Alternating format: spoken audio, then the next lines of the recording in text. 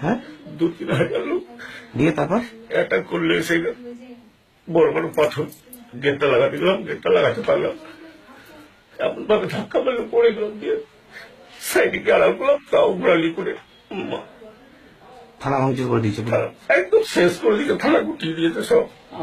আমি duty officer, centi ছিল, সেন্টিকেও মারধর করেছে, সেন্টি ভয়ে গিয়ে ওখানে লুকিয়েছে, আগুন লাগিয়ে দিল। তারপরে এই ঘরটাতে আগুন লাগিয়ে দিল, গাড়ি ফাড়ি যা ছিল সব একদম শেষ করে দিল। আর বড় বড় পাথর মারছে, এই পাথরে কি আর আমি দাঁড়াতে পারি? প্রচুর লোকজন এসেছিল নাকি? 2-3 হাজার লোক চলে এসছে। ছাত্রছাত্রীরা ছিল নাকি? না, এর মধ্যে ছাত্র ছিল না, সব এসেছিল, সব বাইরে। কোথাও লোক আমরা তো চিনি না এখানে, জানে ভাই বুকে এত লেগেছে কিছু বলার না। কি নাম আপনার? আমার নাম সাব ইন্সপেক্টর দীপক পাল।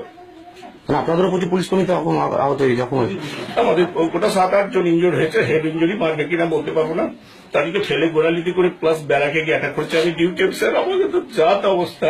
কি বলছিল, কেন এসে আক্রমণ করলো, কি বলছিল? আক্রমণ হয়েছে কালকে, একটা এরকম ইস্যু হয়েছিল, একটা এই ছাত্রদের আর মাস্টারদের নিয়ে, ওইটাকে কেন্দ্র করে আজকে ভাবতে পারিনি এত লোক এসে এখানে আমদানি হবে। স্থানীয় লোকজন বাইরে থেকে লোকজন বাইরে থেকে এসে অ্যাটাক করে দিল থানাটাকে।